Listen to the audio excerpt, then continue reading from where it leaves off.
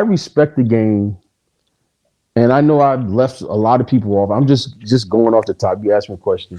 I Kumo just D, respect the yeah. See, Melly Mel, LL, yeah, Melly. So you just go on Grandmaster Caz. class. You could just how you gonna not talk about Cass and you talking about being in it? You see what I'm saying? Like you got to acknowledge this. Everyone, they put their life into this. So I don't want to disrespect it by limiting it to a 5. However, I do want to say this, man. I appreciate people who contributed to the business. I may not prefer certain aspects of it, right? But that's because I didn't grow up that way. And the music should represent how you grew up. Like for me, they was after like someone was talking to me. Like I could identify with the stories as a youth. Like when Houdini came out and Friends came out, like I was like, oh, like, dude. And then that I could understand this. But this I mean I'm this is a different genre. So I understand why these kids do and this is there whether it's Future or these guys or who are popular today. Okay, I get it, I get that. So, but the music got to move on. One of my favorite sayings is it got to keep it moving. So let's keep it moving. Let's see what's going to be next. You you But know you know what's interesting, BJ? When I start talking hip hop, you start bringing names, you perk up. You because because you because were shown like this. Well, and that's the corporate yeah, BJ. But that hip no. hop, that hip hop is Well, that's a crazy. different because that's a different thing. Like you Eric talking Sermon, about D, yeah. See, like you know what I mean. Like, come on. Like how you meth? How we not gonna have DJ Premier? Like they're just it's Gangstar, so. Come on, Goo. Rest in peace, Goo. Big Like Pun, yeah, Biggie. so when you know this and you understand this and you looking at this game, you gotta just like respect it. Like you Knife know what I Wonder, mean? Yeah, yeah. Come Little on, Brother. man. Yeah, and then the new. I mean, when you listen to J. Cole or you listen to Benny the Butcher or you listen to Conway, you like, and these guys are unbelievable. Like, you know what I'm saying? It's just like this whole game is like, and every generation expresses themselves. So I'm just a fan of it. I'm a fan of the music. Still to this day. Well, yeah, when you if you hear Kendrick Lamar, like I was just listening to a song of his the other day, and you just listen to how these guys are like geniuses, and what they're talking about today, just like they're painting pictures, man. They're like, well, they're not like they are artists who are just giving you a glimpse of the world that they see, and some of these guys are just incredible at what they do. So I don't want to disrespect and say, oh man, this guy, and then you start arguing about this guy's great. Well, you know what? It's a different time. And I just Look at respect it for what it contribution, is. the Yeah, contribution to it's contribution to the game. Like it's art. Like it's your art. Like, and I just encourage you. And one of my friends is Sky Zoo. yes, yes. Incredible. Like when you listen to Marlon his art, Crab. yeah, when you listen to their art, you go, man. So it's art, and that to me, sales and popularity shouldn't define your art. It's your art, and that's what I respect about it. Is it's your art. Do you put your art out? And so that I just encourage people to put their art in their own unique way, and be authentically yourself as you doing your art. So that's why I stay away from the top 5 and top whatever. Just do you. Handle your business, do your thing, and let your art speak for itself. So you have a show that you do with Mo, and shout out to Mo. Talk about the show and real talk. Was it real talk? No gimmicks. Yeah, when we have a lot of fun. That's one thing about us. We don't take ourselves too serious. We don't get into the monotony of like hot takes and all that stuff. We just want to like talk. Let the game be the star. What's Just the name real of the simple. show, BJ? The hoop is the Hoop Genius podcast, and we do it. It's every day we do it. You can wherever you take in or listen to your podcast. And It's on YouTube also. yeah, YouTube and what have you. But if you got a few extra minutes in your car or whatever, or you want to just talk about the game, call in, send us a question, and we just try to, just talk about the show. There's no gimmicks here. You know what I mean? That's where we came up with the name, real name, no gimmicks. There's no gimmicks. We're not trying to, we don't know it all, but you just let the game be the star. Think about that, Gerald. The game is the star. It's not the people on the microphone. It's it's the game. Like, let's just watch this game, and it's a pleasure. Like, people come up to me even to this day. They say, "Oh man, I remember watching you grow up," and I always say, "Man, thank you, because you allowed me to come into your house, into your space, and entertain you for that hour and a half, 2 hours, or however long you stay to." I'm grateful for that.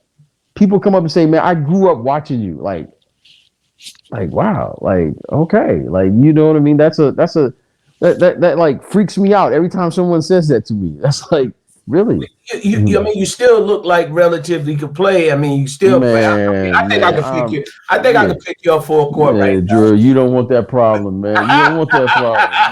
I think I can pick you up full court right Yeah, now. yeah, you I don't want think I that can. problem, Matter of fact, like you Drew. said, BJ, thinking it's too slow of a process. I know I Yeah, can pick you up full yeah, court, yeah. BJ. Okay, yeah. You don't want that problem. That problem is that's past you. Let's both of us. Neither one of us need that problem. Well, let me So ask let you that this. one go. In closing, what would you want people in summing up your career? And obviously, you made this transition and you really educate a lot of young players in the position you will have as an agent. What would you take away? And what's the message that you would just first and foremost want to share with people that watch the game, as well as young basketball players who are aspiring to be in the business and get into the NBA that have that opportunity? What's the one thing that you would want to them to know from your experience thus far? Well, the one thing is being in this business for as long as I've had. It's interesting to see, like, what people value, right? And you see people's values change. You see the game change. You see the coaching styles change. You see the game just kind of evolve. The one thing that I probably value more than anything is when you see a young person, I feel an enormous responsibility to share my truth with that young person. Whether they receive it or not, that's another conversation. But I know the effect of when that it has on young people. Having kids myself is to know that kid knows that someone believes in them as much as they probably want to believe in themselves. So the power of believing in young people has a transformational effect on them. So I got in this business is because I understood the power of, like, having confidence and having someone believe in you. And if there's anything that people, not what I did as a player, honestly, I really don't care. Yeah, it was nice to play, but if that's all you remember me for, then I probably haven't done anything. But the one thing that I hope people remember me for is that, you know what, this generation, I believe in them. And I want them to know that I believe in them, right? They face a lot of different challenges. And watching this generation navigate this new world, which I don't understand, right? I didn't grow up like this. But to watch them is to know that someone, is a little older than them, believes in them as much as they probably just want somebody to believe in them, right? And that has a power on young people. So that is probably the one thing, is to know that I believe in you all. And to see young people who believe in themselves and they carry that confidence with them, I always applaud that, because once you lose your confidence, I've never seen a player really get it back. Yeah. So I always believe in these young people. I believe in their dreams. Yeah, we all make mistakes. I can't forget when I was young, I did the same thing. But I believe in this generation. And yeah, it's tough. Yeah, and you hear a lot of older guys and here we oh man back in the you hear that back when they're this, this. Yeah, but you know what? They got different challenges. And when you have different challenges, it's up for it's one thing I've learned about people, especially young people. They're very resilient. They'll figure it out. They'll figure out how to overcome obstacles. So I'm just as excited to see what this generation is going to do as I was with the previous generation because those were obstacles too. And when I look at Wembanyama, Shea Alexander, Anthony Edwards, Giannis, Jokic, the game's in a good space. It's in a good space. Okay, and I'm excited to see what's coming up next because they're just going to get better and better. I mean, the athleticism that you're seeing now is just unbelievable. I mean, you're seeing, Gerald, right now we're watching a 7'5" guy that can shoot. Guy had 8 block shots the other night. I was watching him, right, and he doesn't even know what he's doing yet. Okay, so you're watching Giannis do 40s and 50s. You know what I mean? You're just watching things that, we just kind of take for granted. We don't really talk about it. But if somebody had 50 in the 80s and 90s, you'd be talking about that for a week. Now, oh yeah, he had 52 last night. Let's see what he do tomorrow night. We just kind of move on. We're seeing basically Kareem Abdul-Jabbar now shoot threes. Okay? I mean, so it's just a new shift in how I watch the game, what to expect from the game, and more importantly, I love how the game is evolving. And I think it's going to force us as, coaches, executives, and fans to watch the game. So, I believe in these young people, and they need that from us, right? They need that. They need to know that we believe in them like the previous generation believed in us. One of my great mentors who's no longer with us was, the late, great Sam Washington at Detroit St. Cecilia. He was one of the first guys that believed in me. He believed in me. And when he put me out there, I felt an enormous responsibility not to let him down because I knew he believed in me when he would put me out there with the pros. And I was in high school. He believed in me. Like he didn't put me out there because he didn't let just anybody go play. And everybody knew that you sat on the sideline hoping that he would just give you that chance. And you felt an enormous responsibility when someone believes in you, even before you don't believe in yourself. He believed in me.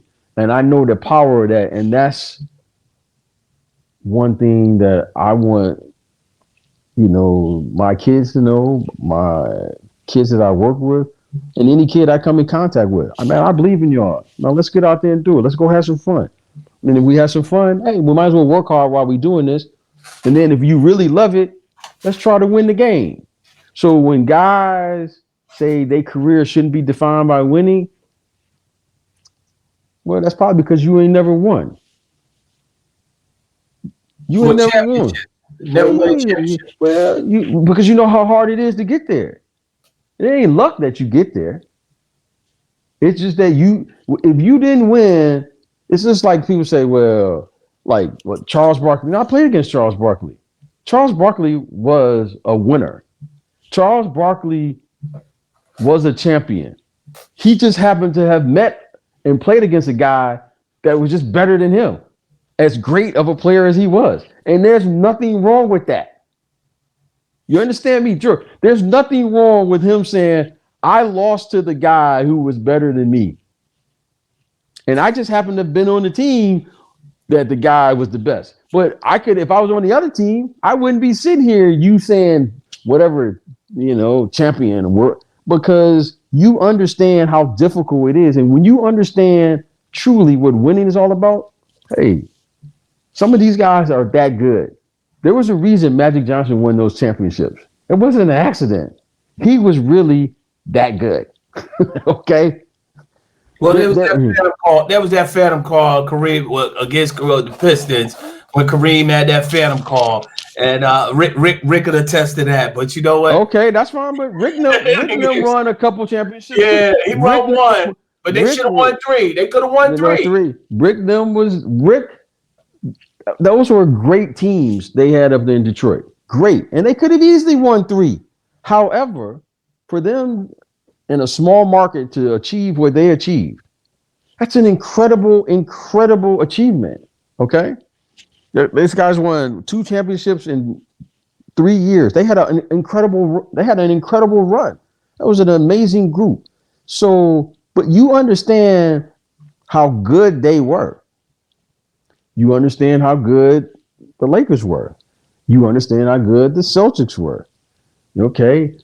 Akeem Olajuwon and them. You understand why? There's a reason they went back to back. There's a reason Tim Duncan won 5. There's a reason Shaq and the Lakers and the late Kobe Bryant won. These aren't accidents. This isn't luck. You don't win 4 out of 7 with no luck. No. Wait a minute. Time out. Back up.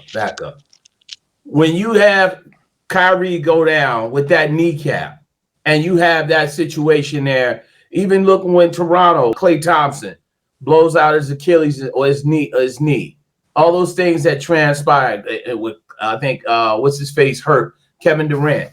Luck is factored in some capacity. Okay, if that's how you want to do it. Injuries are a part of the game. Sometimes you get a good call, sometimes you get a bad call. Sometimes you get a tough bounce, sometimes you don't. Sometimes your jump shot is working, sometimes it's not. Now, some people will tell you what they know, and then some people going to say, I got to figure this out. If my jumper not working that night, I got to figure it out. I can't just say, well, I lost the game because I got to figure that out. Some nights you get what's considered a lucky bounce. However, I worked hard enough to be in position to be where that bounce was going to be. Now, you can call it luck, but while you were sleeping on vacation, I was working. Okay, it may look like luck to you, but I was in the gym. I was prepared for the moment. And I'm not mad at that. You know, people who win championships, they understand this. You make your luck. That's when preparation meets the opportunity. Well, I'm prepared for the moment, but I also got to live with the fact that sometimes you win it, sometimes you don't. But I got to take the shot. It wasn't lucky that these guys are making those shots in the clutch moments. They were prepared for that. They worked to get there. They worked at that. They worked at their craft. I understand why people will say and point to things because it's hard to really relate to someone who's gifted. Some people are just gifted. And it's hard to relate to someone who has a natural gift because you got to work hard just to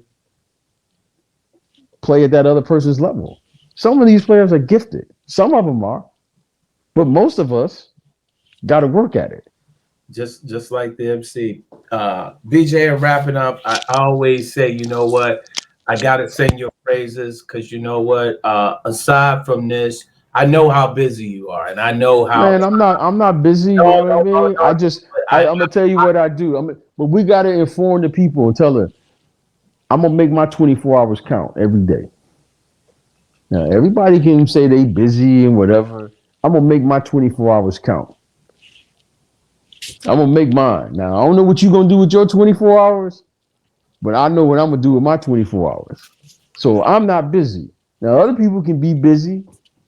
I'm gonna make my 24 hours count every day. All day? What you say? All day, every day, twice on Sundays. I'm gonna make mine count.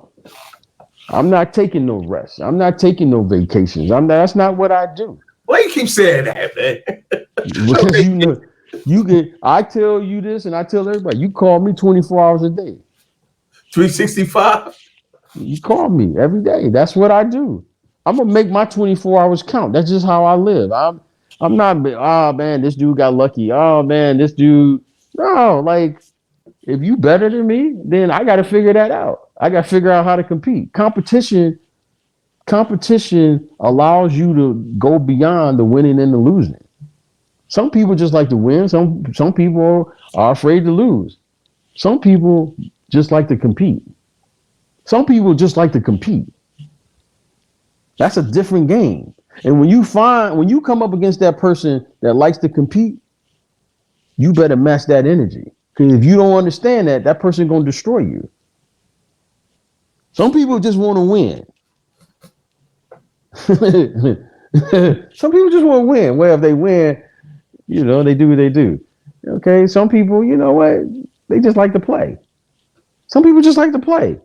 There's people that just like, hey, yeah, I like it, but it doesn't matter if you win. It doesn't really matter, but I just like to play. Some people love to compete. And when you come up against that person, you better understand the difference of the mindset that you're dealing with. You better understand. You better understand, because that person is that's a different person. That's a different type of athlete. They just love to compete. There is no winning and losing with them. They just want to compete. Oh, where are we playing at? Oh, you playing over there? Okay, let's go. That's the BJ. This has been a masterclass, man. And I always say that jersey behind you reminds me of the fact is that, you know what, my man, Oh, man. You know what? Funny. That's pretty funny.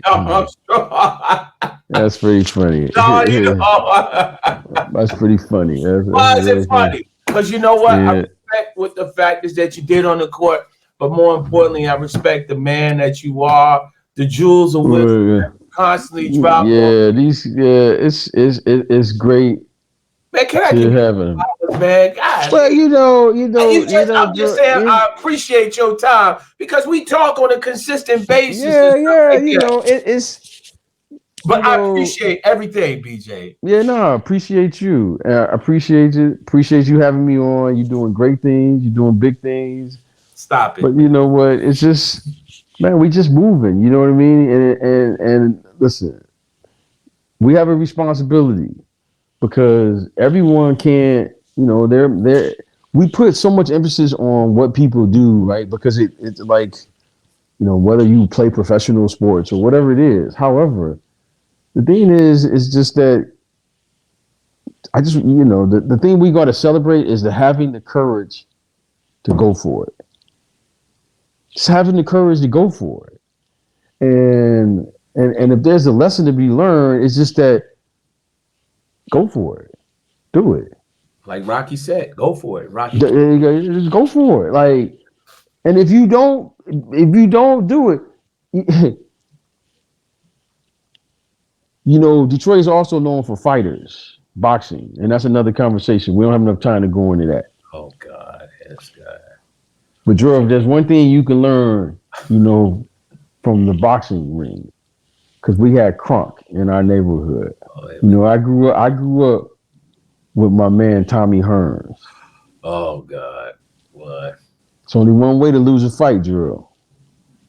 Is you don't get up off that mat. Okay? So, Drew, if there's one thing we're gonna close this down with is Drew. It's one thing about somebody from Detroit. We gonna get up and we gonna fight.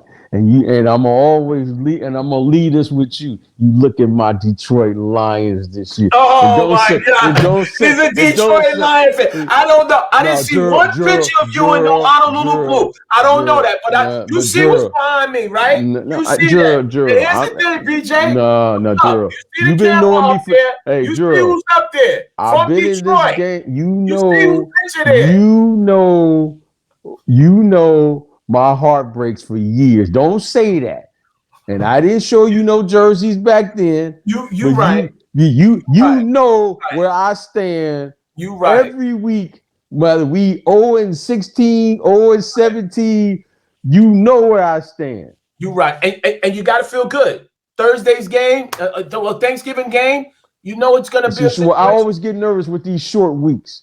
It's okay. A game at the end of the day, BJ, y'all got an 8-2 record, and it's a situation where you can celebrate. You have a game that's relevant. No. Thanksgiving Day game was like the New York Knicks. See, you don't understand Detroit. You see, you saying all that. You focus on the record. This is Detroit. We focus on the game, and we 2 games happening out there. There's the fight. And then there's the score. We don't go 0-2. We fight. That's what we do up there. So I'm nervous about this short week because of the recovery time. We had a tough one on Sunday. And you know what? This is unfamiliar territory with us because we always going for the other guy. And now they coming for us because we sitting on the top right now. But you know what? We gonna be ready to fight. And trust me on this. We gonna be in the building on Thursday ready to go. Now that's what I know about the D. What up, though? Now don't be talking about you just got in the game. No. Nobody can talk about Detroit but us. And I went to the game out here in LA. I got you guys. And we were well represented in the building. I'm not disputing that. I was in Orlando coming from the Magic's training camp, and in the airport, they were playing the Buccaneers that Sunday.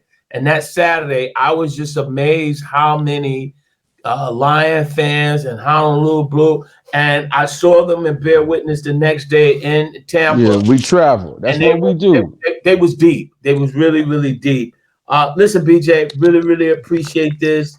Definitely look forward to doing this again. My man, we got to get into the we got into everything tonight. Man. Oh, we got to get into the cooking, man. Because you know what? You go on that grill, you know what you're doing. Yeah, I don't know what I'm doing. I just, just go out there and get it done, man. Just go do it, man. Just do it. Hey. All right, my man. Heavy in the paint. Gerald Brown, BJ Armstrong. Another episode in the books. And like I always say, keep striving for the stars. Peace.